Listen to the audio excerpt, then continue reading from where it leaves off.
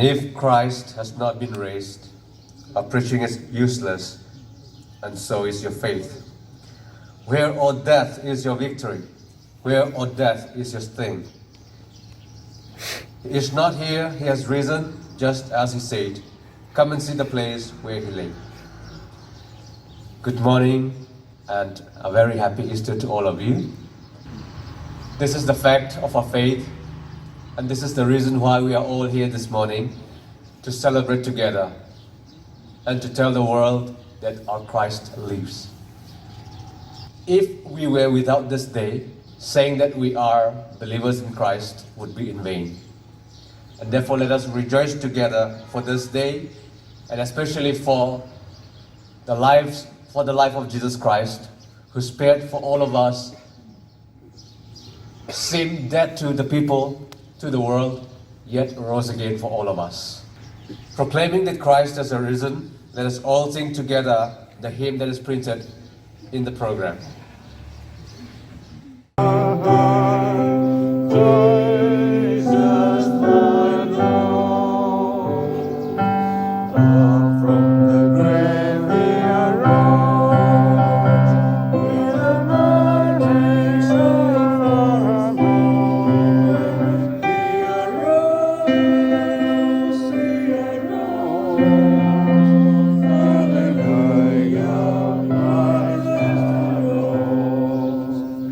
Happy Easter Sunday. On behalf of the Baptist Pastors Fellowship, as a Baptist family, I bring greetings to one and all. This is the day where we celebrate our faith.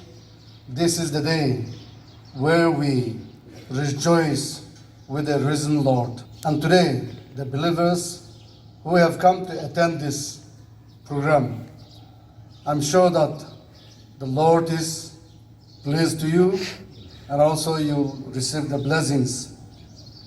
Last year, due to this pandemic, we could not have this program, and we have been eagerly waiting for this year, and because of that, we are here to praise the name of our Lord Jesus Christ, who has defeated the death and gave us the victory. Shall we look to God in prayer? Father God, we really want to thank you for this beautiful day. We really want to thank you for your Son, Jesus Christ, who gave us victory by defeating the darkest character of this world. I am taking my recitation from St. John 5:24 onward. I'm reading in King James. Afterwards, Jesus found him in the temple and said unto him, Now thou art made whole, sin no more, lest the worst things come upon you. The man departed and told the Jews that it was Jesus who made him whole. Therefore, the Jews did persecute him, and so to slay him, because he had done this thing on the Sabbath day. Jesus answered them, My Father worked hitherto, and I work. Therefore the Jews sought to kill him, because he not only had broken the Sabbath, but also said he is God's son, making himself with God. Christ is risen, Christ is risen,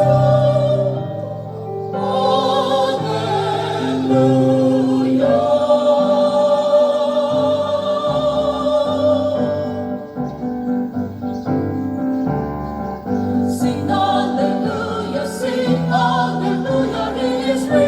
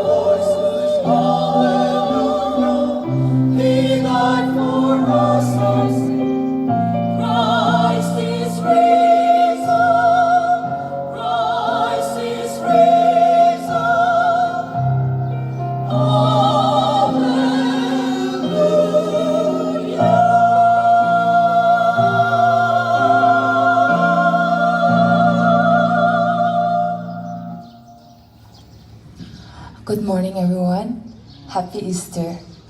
The Bible passage for today is from the Gospel of Luke, chapter 24, verses 1 to 12. I am reading from the New International Version. Jesus has risen. On the first day of the week, very early in the morning, the women took the spices they had prepared and went to the tomb. They found the stone rolled away from the tomb, but when they entered, they did not find the body of the Lord Jesus. While they were wondering about this, suddenly 2 men in clothes that gleamed in lightning stood beside them. In their fright, the women bowed down with their faces to the ground. But the men said to them, "Why do you look for the living among the dead? He is not here, he has risen. Remember how he told you while he was still with you in Galilee. The Son of Man must be delivered over to the hands of the sinners, be crucified, and on the 3rd day be raised again." Then they remembered his words. When they came back from the tomb, they told all these things to the 11 and to all the others. It was Mary Magdalene, Joanna, Mary, the mother of James, and the others with them, who told this to the apostles.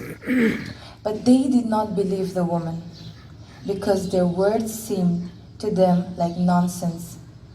Peter, however, got up and ran to the tomb. Bending over, he saw the strips of linen lying by themselves, and he went away, wondering to himself what had happened. This is a living word of God. Happy Easter to everyone gathered here, and also thanks to the Dimapur Town Baptist Pastors Fellowship, President and office bearers for organizing this beautiful program and also giving me this privilege to share God's word with all of you.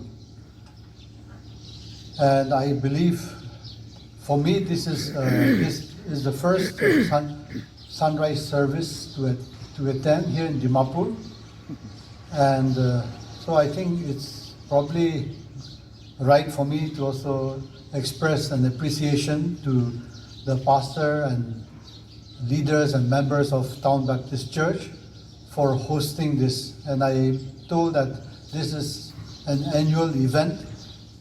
Every year they host it here, so we should be grateful and for the beautiful ambience, beautiful place that they provide.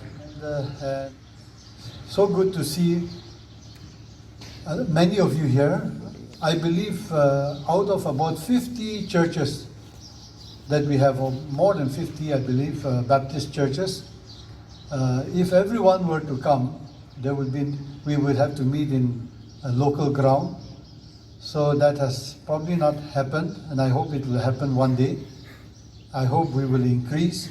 Baptists are not easy to get together, and we tend to cherish our independence and our autonomy. There's a joke about a plane that crashed that was probably a small plane with just 6 people, passengers, 2 Muslims, 2 Catholics, and 2 Baptists. And they happened to crash land on an island. And when they landed there, the Muslims built a mosque, the Catholics built their church, their cathedral, and the 2 Baptists built 1 church each. I don't know if that's a joke or an indictment on us, but it's always a struggle. Having worked with Baptists in the region of Asia Pacific for over 20 years, it's always a challenge, but it's always a joy also it's also a joy to see the desire to be together, to work together. And this morning, we are happy that we can come. We should rejoice, and we will always hope that things will only get better in the coming days. This morning, I want to speak on Easter, of course, as we all gather here. And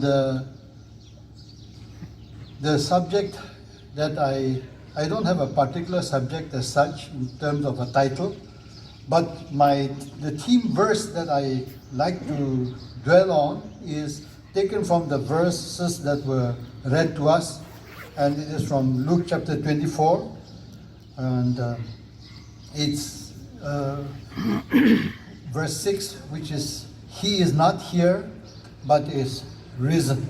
But to know that Christ wants to set people free would also help us to set our priorities right in our ministries.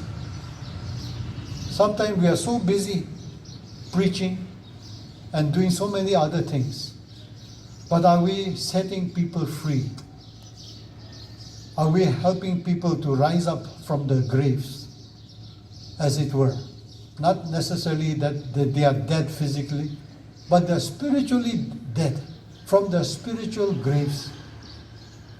For us to be able to say, He is, so that help that person not to remain in that grave, but to get out. So this is what Christ wants to do through His resurrected power, to give us new life. If anyone is in Christ, he becomes a new creation. 2 Corinthians 5:17. The old things have passed away. Behold, all things have become new. When we look at this verse, this thing caught my attention for the first time. That is, if anyone is in Christ, he becomes a new creation. That's understood. All things have passed away. Passed away, we say when somebody had died, or so and so passed away. So he's talking about death. That we must put to death the old things in our life. This is the resurrected. How would a resurrected life look like in our lives? When we put to death the old nature, our old nature. So we rise with Christ to a new life, symbolized by our baptism. So Paul in his writings, we're coming to the end of he often uses the word put on, put off. Put on Christ, put off your old nature. We see that in his epistles, whether it's in Ephesians or Galatians or even in Colossians. Colossians is the passage I want us to look at in chapter 3. Here it says, verse 1 onwards, "If then you were raised with Christ, seek those things which are above, where Christ is sitting at the right hand of God." So seek those things which are above. We need to be having the vision of Christ and know who we are. And then verse 5, it goes on, "Therefore put to death your members which are on the earth, fornication, uncleanness, passion, evil desire, covetousness, which is idolatry." And then verse 8 also, "Put to death, put off anger, wrath, malice, blasphemy, filthy language, and lying to one another." These are the deeds of the grave. So if you and I were to say, "I am not there anymore, I have changed my address, I have shifted from the old to the new," that would be how would we look like? We are living, besides putting to death and putting off the old nature, the things of the dead, and putting on, in Colossians chapter 3, verse 12, the tender mercies, kindness, humility, meekness, long-suffering, bearing with one another, forgiving one another. Forgiving one another. Put on love, verse 14 says. So all these are the contrasting natures that we have. And in Christ, we have hope for newness. We do tend to go back to our grave at times. And we know it stings. But may God help us to soon realize, quickly realize, when we go back to our old nature, that is not what God wants us to be. He wants us to get out from that place to a better place, to a better person, to a better nature, which He has put us, which He has prepared for us. The devil, our enemy, wants us to go back to the grave. But let us not go back. Let us beware that we go back to the old habits in order to get peace, pleasure, or happiness. Let us rather come to Christ. Let us not listen or talk to the enemy. Eve, the wife of Adam, made that mistake of entertaining the devil and talking to the devil rather than crushing the devil.